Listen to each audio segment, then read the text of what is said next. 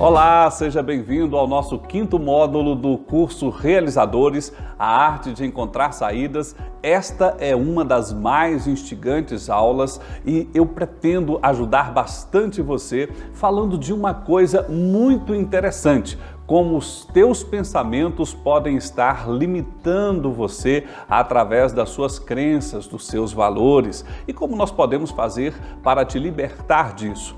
Eu começo fazendo uma pergunta: por que será que um elefante grande, forte, frondoso, fica preso numa corda bem fininha, amarrada a um prego frágil que fica fixado ao chão e ele não consegue fugir?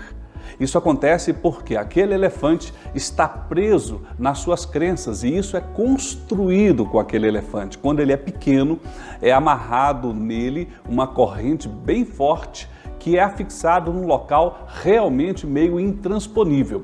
E quando o elefante tenta fugir, aquelas correntes prendem o seu pescoço, prendem o seu corpo, aquilo dói, machuca, e com o passar do tempo, ele é levado a crer que não é possível fugir daquilo.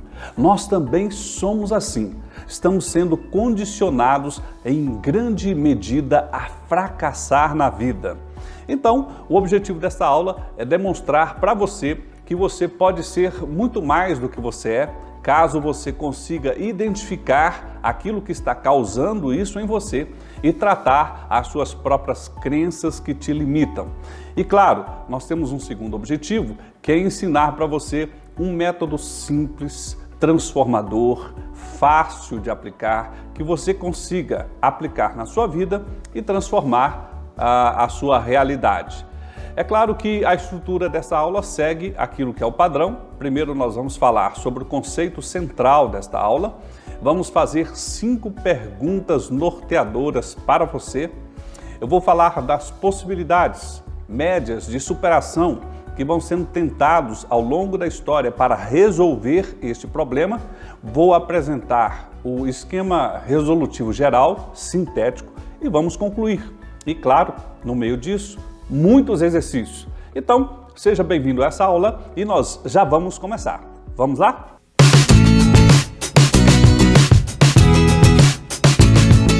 Bom, começando esta aula, eu gostaria de contar para você uma história verdadeira de um japonês, um soldado japonês chamado Hiro Onoda. Ele tinha aproximadamente 20 anos quando, em 1944, ele foi destacado pelo governo japonês em plena Segunda Guerra Mundial para lutar nas matas filipinas.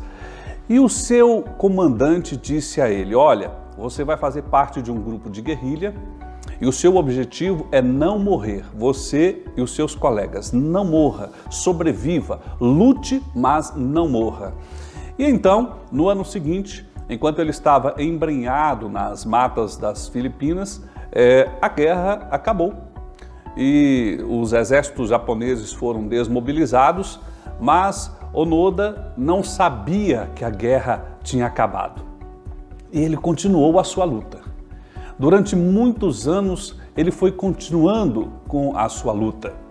E a verdade é que o governo japonês, assim como o governo americano, o governo filipino, fez muitos esforços para que os soldados que ainda continuavam a lutar parassem com aquilo, não é?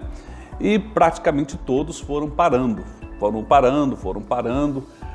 Durante um tempo, o governo americano passava com aviões por sobre a ilha e jogava panfletos falando: olha, a guerra acabou, se você é soldado, está aqui, pode depor as suas armas. Mas o soldado Onoda não desistiu. Achava que aquilo era uma armadilha. E os anos foram se passando e Onoda continuando com a sua luta, embora um ou outro colega fosse fazer alguma situação de luta e de repente não voltava mais, até que finalmente ficou ele e um outro colega. Esse outro colega entrou em disputa corporal com a guarda filipina e vindo a falecer, e ele insistiu, ficando mais alguns anos. Ao todo, Onoda ficou 29 anos em luta, 29 anos em luta após o fim da Segunda Guerra Mundial. Em 1974, Onoda então percebeu que havia alguma coisa errada ao encontrar um estudante que havia ido até aquela ilha para justamente tentar achar aquele soldado que continuava a luta. E aquele soldado então esteve com ele desarmado, ouviu a sua história e foi até o Japão e encontrou o seu antigo comandante, já aposentado, velhinho, e que se emocionou com aquela situação e foi até a ilha, encontrou Onoda e então disse a ele: realmente a guerra acabou. O interessante desse soldado japonês é que ele voltou para o Japão, mas pouco depois imigrou para o Brasil, vivendo aqui durante muito tempo, ensinando muitas pessoas, inclusive, como sobreviver em situações extremas na selva. Mas a verdade é o seguinte: a verdade é que Onoda estava lutando uma guerra que não existia, existia apenas na mente dele. Nós também somos assim. Nós lutamos muitas guerras que existem apenas no nosso pensamento, existem apenas na nossa percepção. Nós muitas vezes ficamos noites sem dormir, pensando nos fantasmas que nos assombram, mas que na verdade não existem, quando muitas vezes nós deveríamos estar prestando atenção a outras coisas, outras situações que existem, mas que os nossos olhos não estão conseguindo enxergar, não estão conseguindo ver. Portanto, a nossa disposição de lutar costuma estar equivocada. E na maioria das vezes, este equívoco acontece justamente porque nós, como seres humanos, temos uma coisa que os animais, de uma maneira geral, não têm, as plantas não têm. Nós temos alguma coisa que nos foi dotado desde a criação que é muito especial. Nós acreditamos. E quando nós acreditamos, nós passamos a tentar viver a nossa vida de acordo com aquelas coisas que nós acreditamos. Você de repente pode estar me ouvindo e pensando: então quer dizer que acreditar é uma coisa ruim? Não, não necessariamente. Há muitas coisas que nós fazemos de bom e que realmente só são realizadas porque nós acreditamos. Mas existe o lado contrário. Existem coisas que nós fazemos de ruim porque nós acreditamos que aquilo é o certo a fazer. E existem coisas que nós não fazemos porque nós acreditamos que não pode ser feito, que não dá para ser feito, que não somos capazes, e essas crenças é que são chamadas de crenças limitantes. Nós limitamos o nosso desempenho, limitamos a nossa capacidade, nós limitamos a nossa vida, nós limitamos a nossa realidade, simplesmente porque cremos. Se nós passarmos a crer naquilo que é o inverso, as crenças positivas, as crenças transformadoras, então nós passaremos a conseguir realizar. Mas, claro, que para começarmos a entender quais são essas crenças que podem nos libertar, nós temos que entender o que são essas crenças que nos prendem, que nos aprisionam. É isso que nós vamos tratar na aula de hoje, chamada de crenças limitantes. O que é uma crença limitante? A crença é uma coisa que nós acreditamos, ou seja, você acredita, eu acredito. Então, quando nós acreditamos, nós temos uma crença em comum.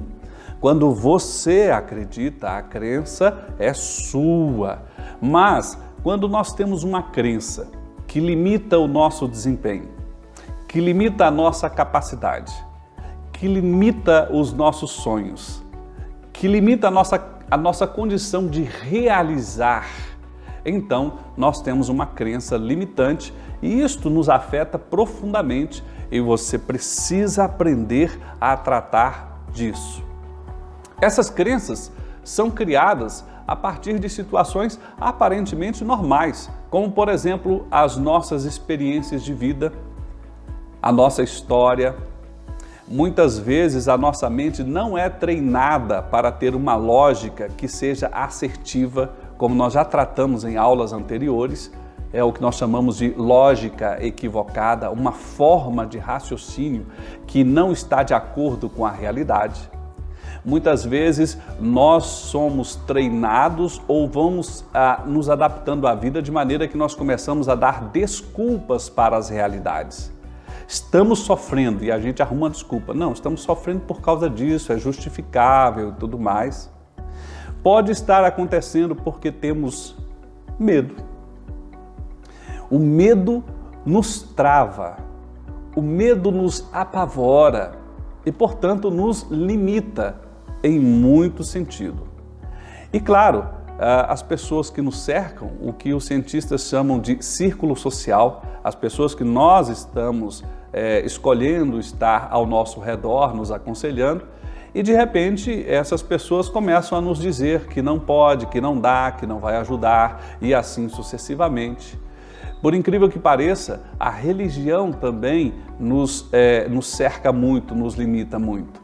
Da mesma forma que a religião nos ajuda muito, como eu estava mencionando anteriormente, mas há determinados aspectos da religião que limitam, por exemplo, os nossos, digamos assim, prazeres relativos à alimentação, à forma de se vestir e determinadas situações que, dependendo da realidade que você estiver vivendo, a religião começa a te limitar. E a própria sociedade, aonde você nasceu, aonde você vive, que tem crenças próprias daquele lugar. Então, essas situações, elas vão gerando uma certa condição do nosso comportar, do nosso ir e vir, de maneira que nós vamos vivenciando aquelas realidades e vamos começando a perceber que se nós fizermos de determinada maneira, nós começamos a achar que aquilo vai dar certo e aí começamos a tentar repetir aquilo, porque nós estamos constantemente buscando uma certa segurança. Crenças não são necessariamente fatos. Crenças são situações que nós criamos nas nossas ideias, nas nossas mentes, para nos ajudar. É uma espécie de fuga, uma espécie de caixinha, como se o mundo fosse um monte de caixinhas e nós estivéssemos na nossa caixinha, no nosso mundo de crenças. Mas, dependendo da realidade, nós precisamos furar essa caixa, sair dessa caixinha, entrar em outra realidade, outra sintonia. Talvez uma coisa muito relevante que nós tenhamos que pensar é: será que nós estamos tendo o melhor da vida? Aquilo tudo que nós possamos gerar estão sendo gerados em nossas vidas? Será que não somos capazes mesmo de fazer muito mais do que estamos fazendo? Este é o ponto central dessa aula e por causa disso eu vou fazer algumas perguntas.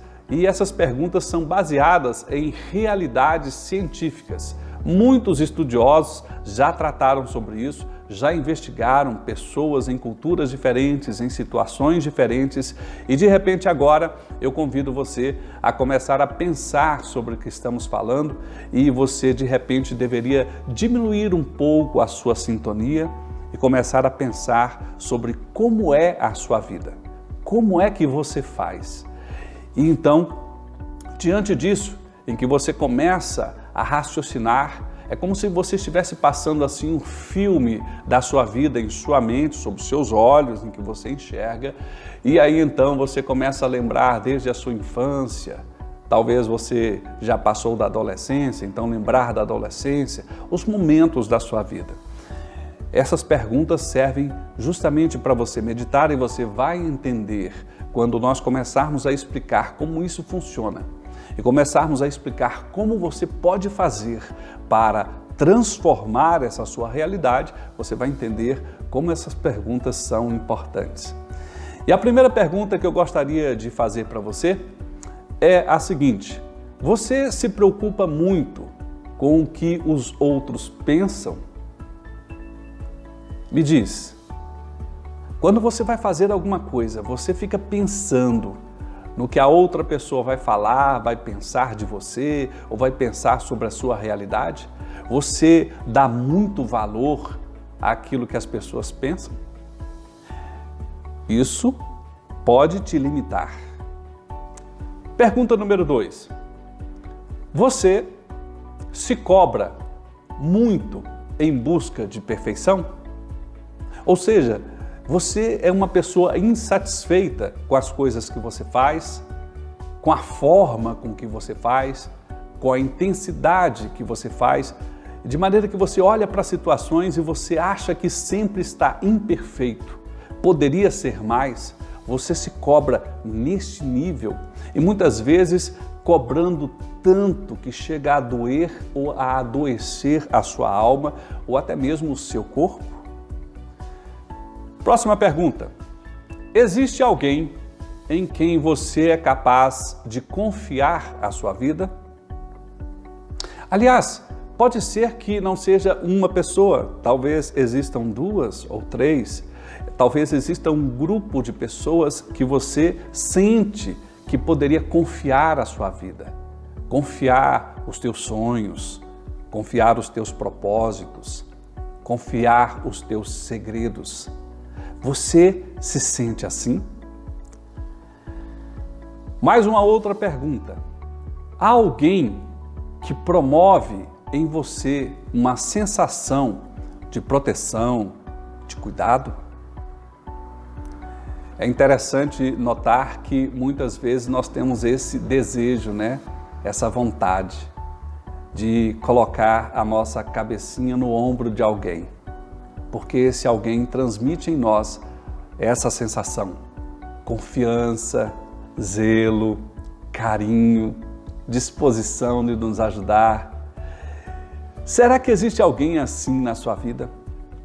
Em que você passa pelas labutas do dia a dia e sente uma necessidade imensa de estar próximo dessa pessoa e então, e só então, você se sente uma pessoa mais segura, mais acatada, uma pessoa mais querida? Existe essa situação para você? E por fim, você se preocupa muito com os problemas dos outros? Ou seja, quando alguém está sofrendo, dói em você a dor do outro? Por incrível que pareça, esta situação pode te limitar ou também te libertar. Pare e pense. Você vive se enfronhando, entrando nos problemas de outras pessoas cotidianamente? Essas perguntas são relevantes e são perguntas sinalizadoras, como nós veremos na caminhada aqui dessa nossa aula. E é claro, quando nós começamos a pensar sobre essas coisas que nos limitam, nós de repente começamos a pensar sobre quem é a pessoa responsável pela nossa vida. Quem é responsável pela sua vida? Porque muitas vezes nós somos levados a crer que, na verdade, responsáveis são os outros, é o governo, é alguém, mas, na verdade, talvez a pessoa responsável por você seja você mesmo. E nós, olhando essa situação, temos também a tendência de buscar uma zona de conforto.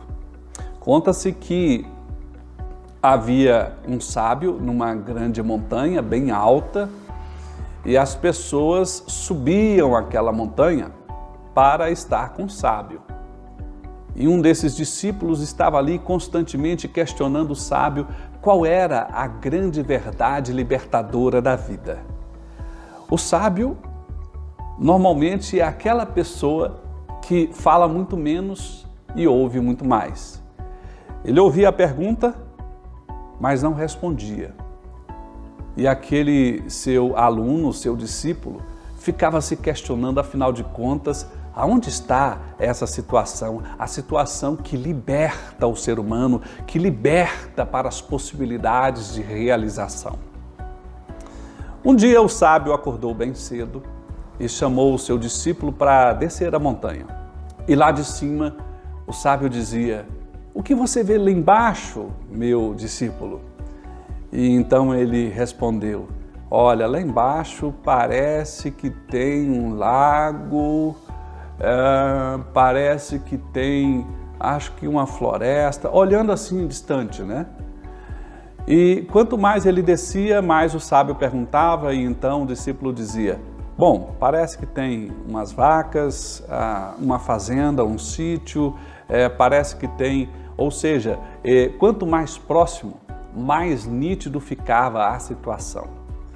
E o sábio então, quando terminou de descer a montanha, que agora o seu discípulo já dizia até mesmo os tipos de flores, os tipos de grama, os tipos de pássaros que havia, o sábio disse: "Pois é, meu discípulo, quanto mais próximo da realidade, maior a sua capacidade de enxergar.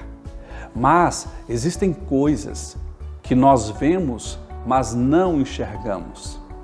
Há coisas que as nossas crenças fecham os nossos olhos para ver." E então eles entraram num pequeno sítio, e era um sítio um tanto quanto humilde, em que as pessoas estavam trajadas de uma forma mais humilde, mais pobre, e então entraram ali e pediram para que fosse dado um copo de água, e assim foi feito com aquelas pessoas humildes. E então, já de saída, o sábio perguntou àquela pessoa que era o chefe da família: "Meu caro, como é que vocês vivem aqui?" E então o chefe da família disse assim: "Bom, nós temos uma vaquinha, essa vaquinha nos dá leite, com esse leite nós fazemos um queijinho, comemos o queijo e a vida vai seguindo, a vida é boa assim, né? A vida calma aqui na roça."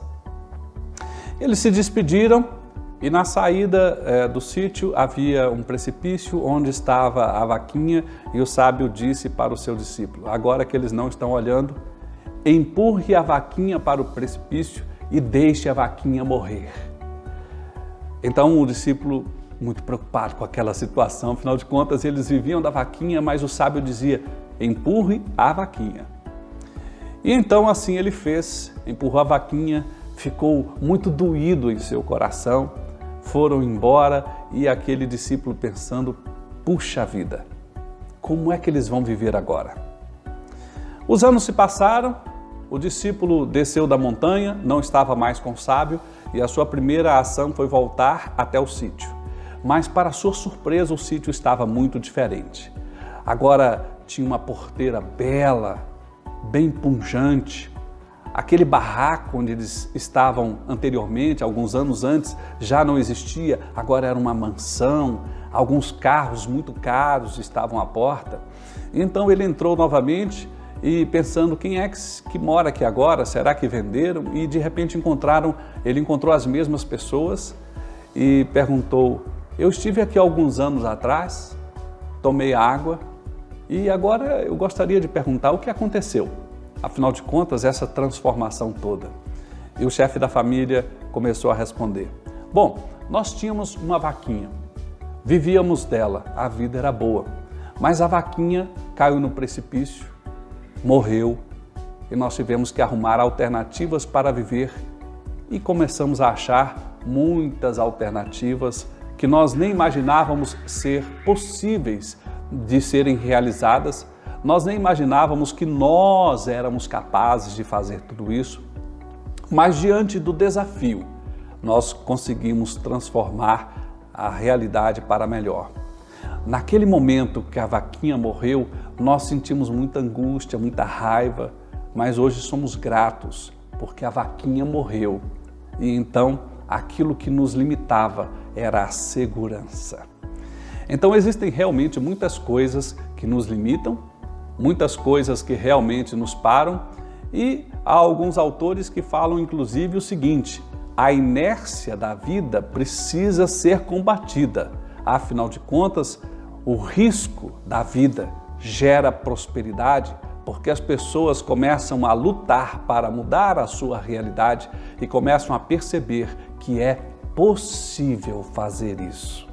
Bom, a questão é que as crenças que nos limitam costumam ser crenças irracionais, crenças rígidas, ou seja, são fixas, enraizadas e principalmente são crenças disfuncionais, aquelas que nos tiram do bom caminho.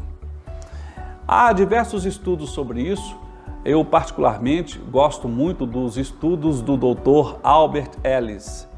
Ele é o pai da teoria chamada, ou da terapia chamada racional emotiva comportamental, conhecida como TREC, e também de uma terapia chamada terapia cognitiva, TC, e que foram analisados ao longo do nosso caminhar em diversas empresas e também com centenas de pessoas. E eu gosto muito do livro dele chamado O Emocional Inteligente.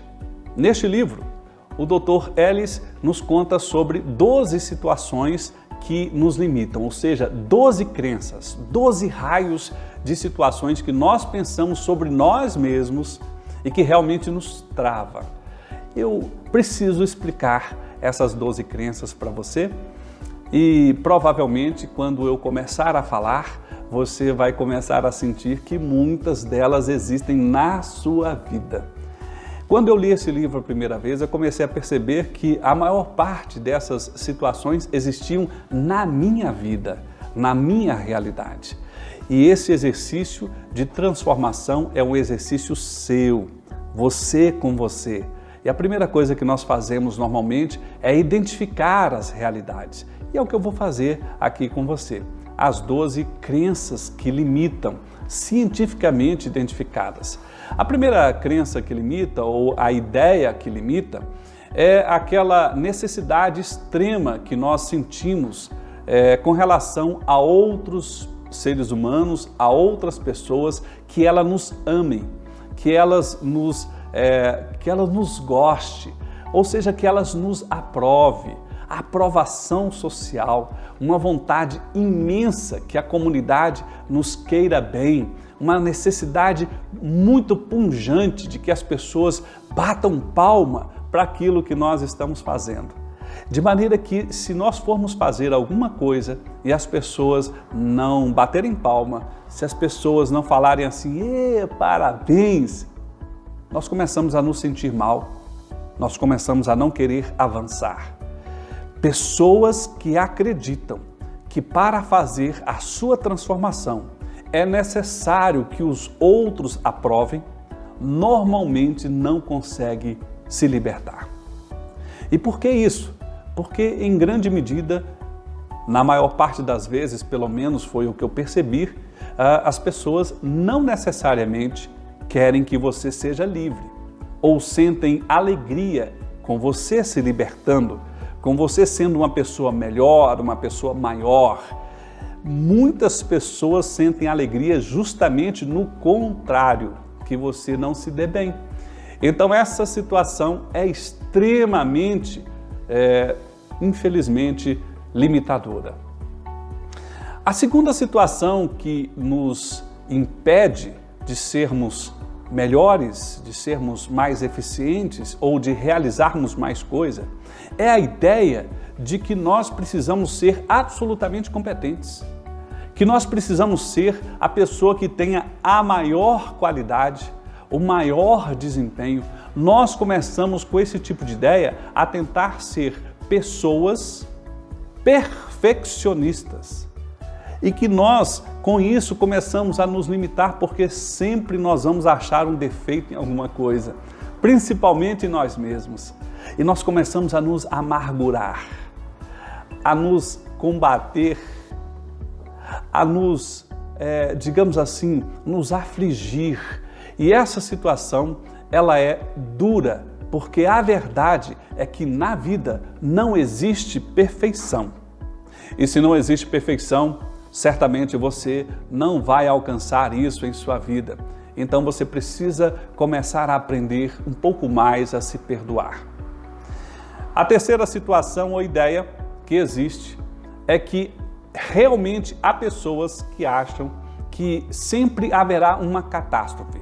uma coisa terrível está por vir, que coisas ruins sempre vão acontecer, que não tem jeito, por mais que você faça, então não dará nada certo.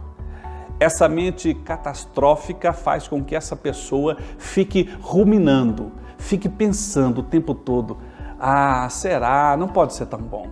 Não pode. Não. Tem alguma coisa que, olha, tem alguma coisa que vai dar errado, porque não pode dar tão certo assim. E é interessante porque nós temos diversos estudos, inclusive alguns que são do ramo espiritualista, que diz basicamente o seguinte: nós fazemos a nossa realidade primeiro pelo nosso pensamento. Nós começamos a transformar as situações pelo pensamento. Então, em grande medida, nós somos aquilo que pensamos. E se nós estamos pensando que as coisas ruins vão acontecer e que tem que acontecer, normalmente nós vamos ter essas coisas ruins acontecendo. Outra ideia que ocorre é que nós achamos que sempre existem perto de nós pessoas más, pessoas perversas, pessoas ruins, que precisam ser combatidas, que precisam ser punidas, que precisam sofrer pela maldade que fazem. Então, nesse sentido, nós estamos vivenciando, quem crê nisso, estamos vivenciando sempre um certo amargor de se preparar para a maldade do outro. Essa situação vai fazer com que nós sejamos aí pessoas amargas e não possamos viver o frescor da vida.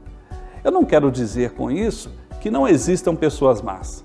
Eu não quero dizer com isso que tudo tem que ser bom ou é bom. Não, eu estou dizendo que há pessoas que vivem o contrário disso, o extremo disso, achar que sempre há o mal, que sempre vai dar errado e que sempre existem pessoas más próximas e que essas pessoas estão preparando armadilha, estão preparando uma maldade e que tudo de ruim vai acontecer.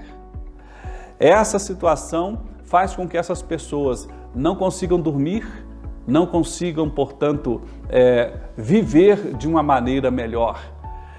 A quinta ideia que as pessoas têm é que a infelicidade humana, que é uma coisa presente, ela é sempre causada por alguma coisa que independe das pessoas, que estão do lado de fora, estão com outras pessoas, com uma realidade que nós não conseguimos dominar, que nós não conseguimos fazer nada, e então nós somos sempre sofredores dos infortúnios da vida, dos distúrbios que vão acontecendo.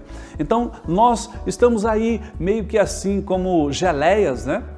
Que vão simplesmente passando pela vida e de repente a geleia vai sofrendo as intempéries do tempo. Esta ideia de que você não é capaz de fazer nada para as realidades que você enfrenta, pelos infortúnios que você enfrenta, é absolutamente limitante. Essa ideia precisa ser combatida. A sexta ideia é de que se alguma coisa é ou pode ser perigosa ou assustadora, então, mesmo que não seja, a pessoa já começa a ficar preocupada. A pessoa já começa a achar que vai acontecer. Essas pessoas têm muitos problemas. Por exemplo, elas têm dificuldade de dormir, têm insônias. Essas pessoas têm dificuldades, por exemplo, de dormir o sono completo, porque acorda diversas vezes ao longo da noite. Ela começa a ter pesadelos, ela começa ao longo do dia, porque dormiu mal, ter problema com a pele, sorrir menos, etc, porque há uma ideia limitante de que uma coisa assustadora ou ruim certamente vai acontecer. Outra ideia é de que é mais fácil evitar certas dificuldades ou responsabilidades na vida do que enfrentar essas responsabilidades ou essas dificuldades. Há pessoas, por exemplo, que estão loucas para viver o amor, mas tem tanto medo que pensa, é melhor não amar. Melhor não amar porque aí eu não sofro. então também não vive o amor. Há pessoas que ficam pensando, eu gostaria muito de ser uma pessoa empreendedora, mas há tanto sofrimento no empreendedorismo que então é melhor não ser empreendedora, é melhor não começar essa coisa, esse negócio, porque aí eu vou sofrer menos. Isso certamente vai te limitar.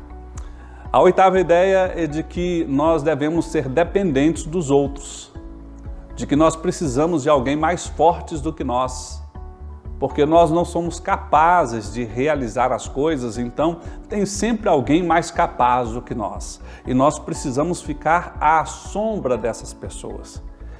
É claro que existem pessoas que são melhores do que nós.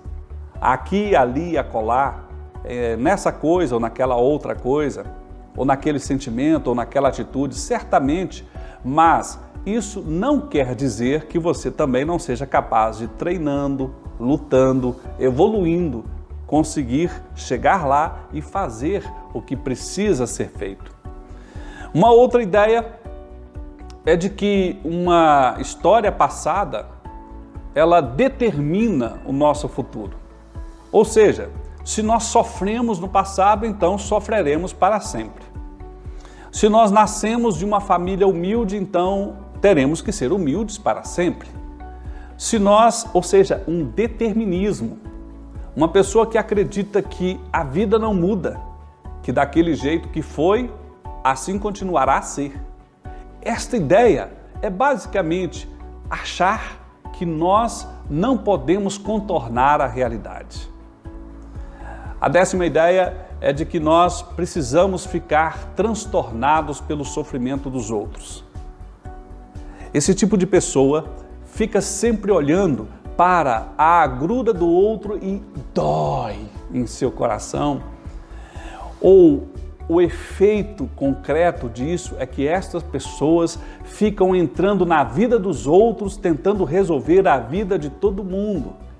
O efeito concreto é que ela não vive a sua vida e os seus ombros são pesados de viver a vida do outro. E quando nós falamos do outro, normalmente esse tipo de pessoa não se limita a um outro, mas a vários outros, a várias pessoas. E claro, nós vamos tendo, infelizmente, várias limitações por causa desse tipo de comportamento. A penúltima ideia que foi identificada nas pesquisas do Dr. Ellis é de que as pessoas podem ser levadas a crer que a felicidade humana pode ser alcançado se você não fizer nada, se houver inércia, se houver inatividade, como se fosse um passe de mágica. Esse tipo de pessoa fica pensando assim, se eu esperar, um belo dia o milagre vai acontecer e vai chegar até mim. E veja, eu acredito em milagres, mas eu não acredito em inércia, em inatividade. Há coisas que realmente são sobrenaturais, mas há coisas que são da minha responsabilidade, da sua responsabilidade, entende? E por fim, uma ideia extremamente limitadora é de que não se tem praticamente nenhum controle sobre as nossas próprias emoções. Pessoas que pensam assim, dizem, eu sou uma pessoa muito nervosa, sou uma pessoa muito explosiva, então não tem jeito, eu vou explodir, eu vou ser uma pessoa nervosa. Como se fosse impossível essa pessoa tentar se controlar, tentar se exercitar, tentar mudar essa realidade. Pessoas que acham que não conseguem controlar as suas emoções, quer seja nervosismo, amor, quer seja paixão. A pessoa diz, eu estou apaixonado, então eu não consigo segurar minhas emoções e vou fazer um monte de besteiras. Isso não é muito sábio, isso é muito limitante. Então, o Dr. Ellis, através das suas pesquisas, deu com certeza grandes demonstrações de situações que são os balizadores das dificuldades que o ser humano vai tendo ao longo da sua vida, dificuldades que precisam certamente ser superadas. E é sobre isso que eu vou começar a falar agora com você eu vou começar a dizer para você sobre as possibilidades de superação desses óbices, o óbice das nossas crenças limitantes. E já que nós vamos falar sobre isso, eu novamente peço para que você abaixe a sua frequência, abra os teus ouvidos, abra o teu coração e comece a meditar a respeito dessas situações. Porque ao longo dos tempos, em especial de uns 100, 150 anos para cá, nós começamos a ter muitas pessoas lutando contra esta realidade e conseguindo exemplos concretos e grandes e eficientes de transformação, pessoas que saíram do nada e chegaram no muito, pessoas que, a despeito das grandes dificuldades pessoais, conseguiram transformar a si próprio. E o que essas pessoas fizeram? Elas seguiram um esquema. A primeira coisa que elas fizeram foi parar um pouco a vida e começar a pensar sobre aquilo que estavam vivendo. O primeiro pensamento que eles começaram a se fazer é a respeito de o que eles estavam crendo. Aliás, esse é um exercício muito interessante. Você parar e começar a pensar: o que é que eu estou fazendo que eu não gosto? E o que é que eu gostaria de estar fazendo, mas eu não estou fazendo? Então, digamos, de repente você está num trabalho extremamente limitante, de repente você está realizando o sonho de outras pessoas e não os teus sonhos, de repente você gostaria de estar fazendo uma determinada coisa, mas você nunca consegue fazer essas coisas. E então, uma pergunta-chave para isso é: o que é que impede você, neste momento, de partir para realizar as coisas que você gosta, as coisas que importam para você, os teus sonhos? E o que é que está fazendo você continuar fazendo aquilo que você detesta, aquilo que você não dá valor? Quando você começa a pensar a respeito desta pergunta em especial, você deveria fazer um outro exercício. Pensar só não adianta. O método envolve em você pegar papel e caneta e começar a anotar. Agora, claro, com as novas tecnologias, de repente você vai colocar isso no seu computador, você vai colocar no seu aparelho eletrônico mais avançado, mas o fato é que é relevante você anotar. O exercício de anotar é libertador. Faz com que você comece a registrar os fatos, comece a abrir a tua consciência, o teu coração, e você começa a jogar ali naquele papel, naquele aparelho eletrônico, tudo aquilo que você precisa vomitar para conhecer a si próprio. E este é o primeiro exercício. Não tenha pressa de fazer isso. De repente você vai fazer isso com uma semana, com um dia, com um mês, mas a questão é você, com você mesmo, analisar o seu coração, analisar os seus anseios, os seus sonhos, as suas realidades e começar a ver aquilo que te magoa, aquilo que te ofende e que precisa ser transformado. E de repente, quando você começar a ver quais são as coisas que você acredita e que estão te limitando, então você precisa começar a buscar outros exemplos. Exemplos de pessoas que passaram por essa realidade e que se transformaram. E se você tiver a oportunidade, ouvir essas pessoas, perguntar a elas como elas fizeram, como elas pensam hoje, e você vai começar a se chocar.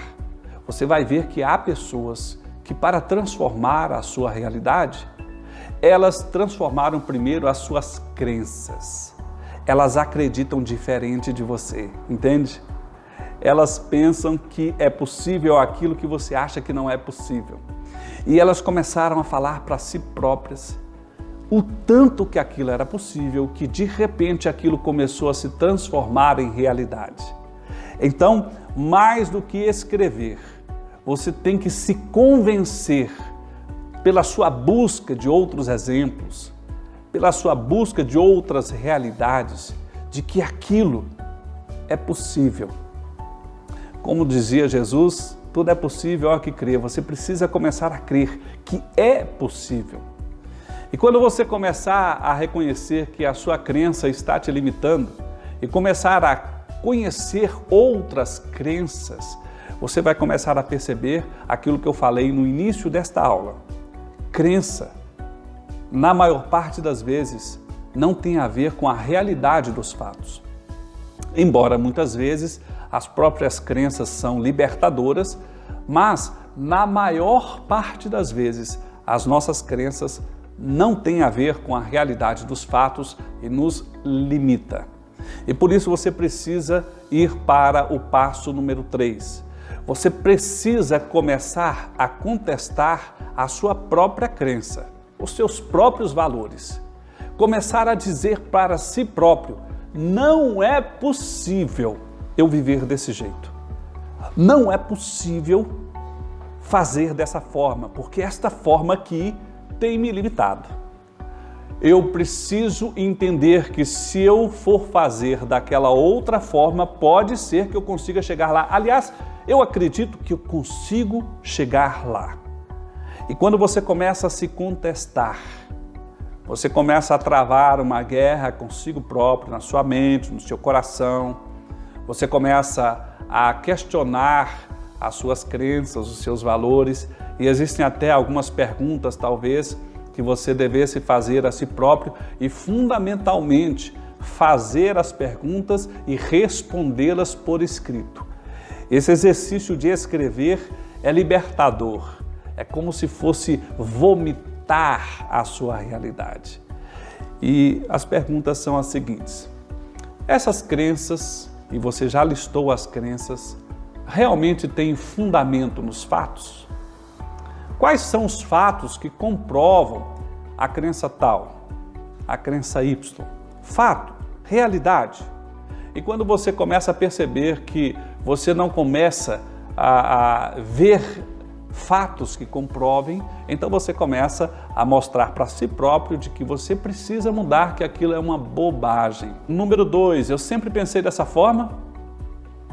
Se um tempo atrás você pensou de forma diferente, o que é que fez você mudar a sua forma de pensar? Será que existem evidências contrárias à minha crença? Ou seja, será que outras pessoas ou outras realidades mostram que, se fazendo daquele outro jeito, daquela outra forma, é possível fazer? Será que existem situações assim? Será que existem outras pessoas vencedoras que concordam com o que eu creio? Eu deveria perguntar a essas pessoas sobre o que elas pensam. Como seria exatamente viver o oposto do que eu acredito hoje? Comece a imaginar os cenários. Você sempre dizendo não. Por exemplo, eu conheci muitas pessoas que diziam que elas não conseguem falar em público. Aliás, eu próprio fui durante muito tempo assim. E aí, de repente, você começa a imaginar: mas e se eu conseguisse fazer isso? Como é que seria a sua vida desse jeito, sendo possível fazer aquilo que você acha impossível? Uma outra pergunta a se fazer é: essa crença está me ajudando a progredir nos meus objetivos? Porque se não estiverem ajudando, está na hora de repensar. Um quarto passo que nós temos, e eu dei até agora para você os 3 primeiros passos do esquema resolutivo que foi sendo testado ao longo da história, é que nós precisamos começar a perceber as consequências das nossas atitudes. Aliás, Aristóteles dizia que nós vivemos o efeito das causas. Ou seja, se eu estou tendo muita falta de dinheiro, por exemplo, normalmente a falta de dinheiro não é um problema, é o efeito de um outro problema. No nosso caso especificamente, nós estamos falando que normalmente essas questões têm a ver com a causa das minhas crenças que limitam o dinheiro chegar até a minha vida. Quais são as consequências que eu estou tendo em me agarrar a essas crenças que me limitam? Nós vamos aí à penúltima ação, que é começar a imaginar qual seria a minha nova crença ou as minhas novas crenças, que são bem diferentes daquelas que me limitam, e eu começo a escolher algo novo para acreditar, algo que às vezes me parece desafiador, diferente, incomum, mas que me agrada. E então eu começo a tentar fazer aquilo. Mas fazer aquilo, entenda, não é fácil, principalmente nos primeiros momentos. Costuma significar muitas vezes até uma agressão aos nossos sentimentos, ao nosso jeito de ser. Mas essa transição, portanto, pode ser que não seja fácil, mas na maior parte das vezes costuma ser muito positivo. E por fim, coloque tudo isso em prática. E não desista, insista, persista, vá até o máximo que você puder. Se possível, vá até o fim. E se possível, ultrapasse isso e comece a tornar normal aquela coisa boa que você achava que não era possível. E agora que você aprendeu tudo isso, espero que tenha sido transformador e esteja tocando o seu coração. Nós vamos aqui ao esquema resolutivo. É bem simples, bem fácil e um esquema que dá para você fazer no seu dia a dia. Então, como eu já estava falando ao longo da história, nós temos aquele esquema de 6 passos. Claro, no esquema resolutivo, nós obviamente vamos sintetizar isso para que fique mais simples para você entender. Então, a primeira coisa que você deve fazer é analisar a situação, tentar saber quais são as coisas que você pensa e que estão permitindo fazer com que você viva essa vida que não é a que você quer. E tentar saber se existe algo que você deveria saber ou que você deveria mudar no seu pensamento que permitiria você de ser tudo aquilo que você gostaria de ser e que é possível você ser. Claro que isso só não vai ser capaz de te energizar. E existe uma coisa que energiza o ser humano e que é fantástico, é nós vermos exemplos de outras pessoas que conseguiram transformar a sua realidade. Então, busque exemplos, busque fatos, busque outras pessoas, outras realidades que demonstrem que é possível de um outro jeito, de uma outra forma de pensar, com um outro pensamento. E então você vai começar a ficar tocado, você vai começar a crer de uma forma diferente, de uma forma positiva, de uma forma que certamente vai fazer com que esta realidade que você gostaria de viver comece a ter a sua semeadura e de repente você começa a aguar a semente e ela começa a brotar lindamente, a crescer, a florescer e a dar frutos na sua vida.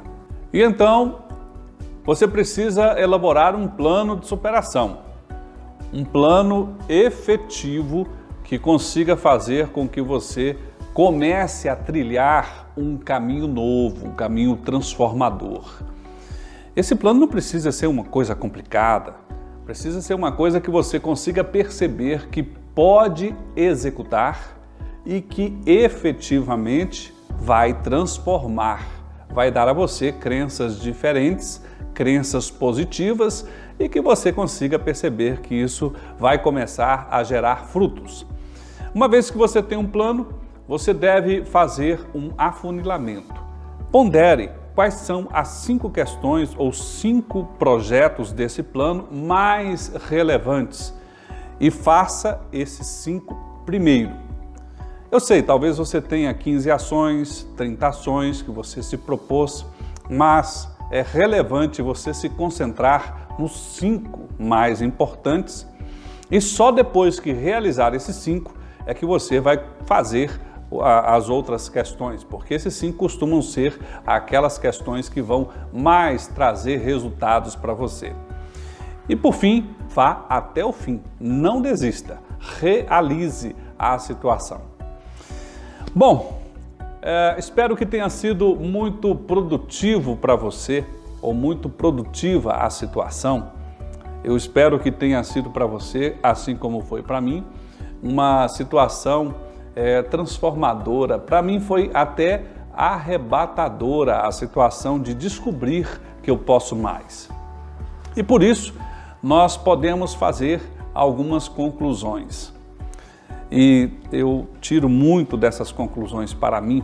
Eu chego à conclusão que, de alguma forma, nós somos escravos de nossas crenças. Sabe aquele filme Matrix? Em muito sentido, acredito que aquilo seja verdade. Nós vivemos meio que presos, sem nos percebermos que somos. Mas quando nós começamos a analisar a situação, a abrir os nossos olhos, a olhar a realidade, nós começamos a perceber realmente esse estado de escravidão. Essa situação de situações que são como ferrolhos, como pesos que amarram os nossos pés, as nossas mãos, os nossos pensamentos, a nossa mente, a nossa liberdade, os nossos sonhos. E essa escravidão precisa ser rompida, os grilhões precisam ser quebrados. E nós quebramos esses grilhões quando nós começamos a ter consciência dessa escravidão e das coisas que nos escravizam, das coisas que nos levam a ter uma vida miserável, quando muitas vezes nós achamos que a miséria é algo bom. Quando nós percebemos essa situação de miséria, então nós tomamos a decisão de mudar, de transformar, de ser mais. E então começamos a fazer. Mas há uma situação que precisa ficar clara para você. Mudar não é fácil. Se você começar a mudar os teus valores, as tuas crenças de limitantes para libertadoras. Nos primeiros momentos você vai enfrentar dificuldades incríveis. Você estará saindo da sua zona de conforto. Você vai estar entrando num mundo totalmente novo, desconhecido, que você não havia se preparado para estar. Provavelmente você não terá todas as armas a seu favor, não terá a experiência a seu favor, as estruturas a seu favor, mas eu vou te dar um conselho.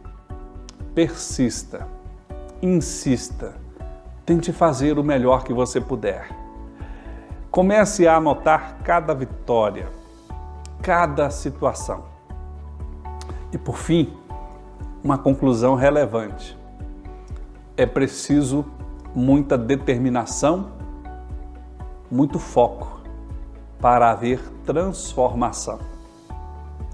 Quando você começar a sair das esferas das escravidões da sua vida, dos teus pensamentos, muitas pessoas vão lutar contra você. Muitas palavras serão ditas contra você. Mas, com o passar do tempo, com a semente frutificando, e então as situações benéficas começando a chegar a você, então o teu coração e a tua mente vai começar a entrar numa sintonia de paz, porque você estará demonstrando ser capaz de realizar. Aliás, este é o objetivo desse curso: treinar pessoas para que sejam realizadoras. Pessoas que consigam fazer coisas que aparentemente elas não eram capazes de fazer. Porque você é, nós somos.